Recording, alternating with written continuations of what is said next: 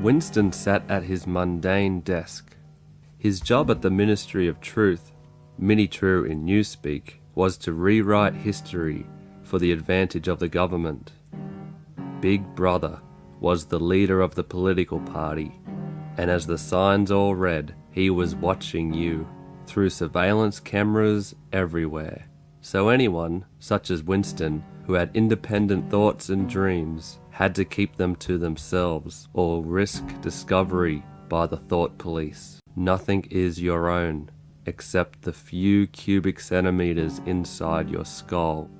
While walking down the boring hallway one morning, the object of some of Winston's impure thoughts and dreams, Julia, slipped him a note. Out of sight of the cameras, he opened it. Winston's crippling isolation evaporated. There was hope and promise in his future, like there had never been before. Over time, Winston and Julia would find moments to slip through the net of surveillance, eventually renting a room above an antique store, living a life pre-Big Brother.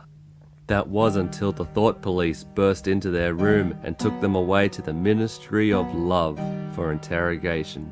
Winston was taken to room 101, a torture chamber. A personal torture chamber. You see, because Big Brother had been watching, everyone's fears were known to the party. For Winston, it was the fear of betraying Julia, which he did as soon as they dropped a rat on his head. "Do it to Julia, not me. Tear her face off," he said. Gee, that's a tough one to come back from. We do not merely destroy our enemies, we change them.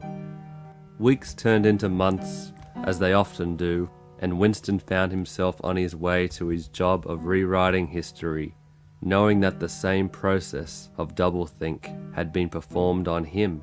They could get at the few cubic centimeters inside his skull after all, and they had changed him.